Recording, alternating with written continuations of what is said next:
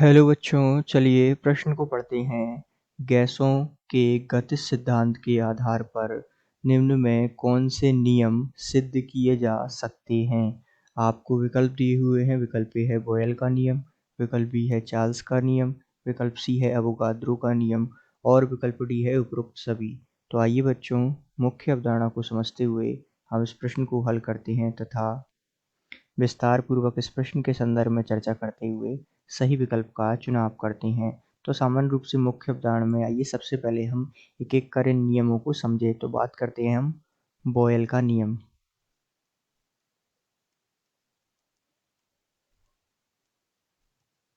तो इस नियम के अनुसार स्थिर ताप पर गैस की निश्चित मात्रा का आयतन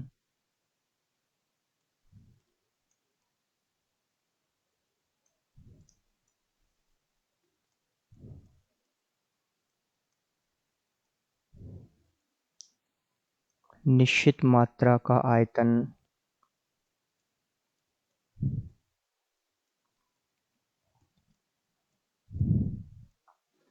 ये होता है, अर्थात आयतन समानुपाती होता है 1/p के। तो यहाँ से हम इसे लिख सकते हैं B1 B2 बराबर P2/P1। ये जो है संबंध हमें इस नियम से प्राप्त हुआ। इसी प्रकार अब हम आगे इसमें बात करें तो इसमें बात करते हैं हम चार्ल्स का नियम।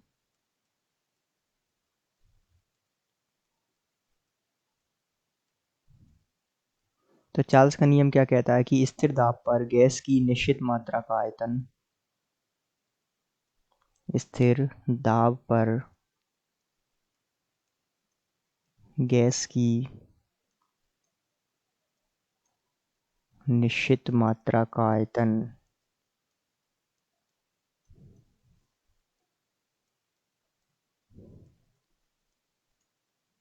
तो यहाँ से एक संबंध प्राप्त होता है, अर्थात B समानुपाती होता है T के। इस नियम के अनुसार उसे हम लिख सकते हैं B1/B2 बराबर T1/T2। ये जो संबंध है वो हमें चार्ल्स के नियम से प्राप्त होता है। अब बात करते हैं हम, जो हमें एक और संबंध निकालना है वो है एवोगाद्रो नियम के अनुसार।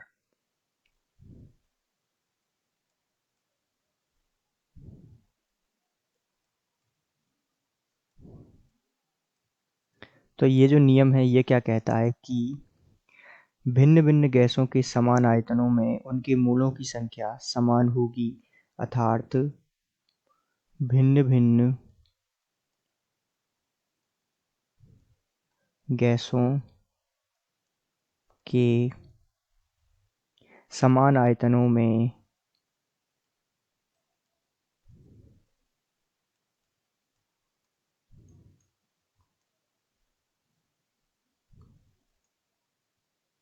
उनके मूलों की संख्या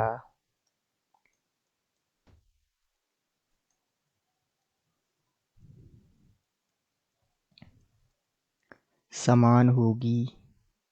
ये जो है एवोगाद्रो नियम कहता है, अर्थात इसको हम लिख सकते हैं संबंध को B समानुपाती N, और इसको हम लिख सकते हैं B1/B2 बराबर N1/N2। तो ये जो है यहाँ से संबंध निकल के आता है। तो इसका सीधा सा मतलब है कि उपरोक्त सभी नियमों को अणुगतिज सिद्धांत के आधार पर सिद्ध कर सकते हैं, अर्थात इन सभी नियमों को हम जो है अणुगतिज सिद्धांत के आधार पर सिद्ध कर सकते हैं। इसका सीधा सा मतलब है कि हमारा उत्तर हो जाएगा उपरोक्त सभी। तो हम कह सकते हैं कि दिए गए प्रश्न का सही उत्तर विकल्प डी है। आशा करते हैं आपको समझ आया होगा। धन्यवाद।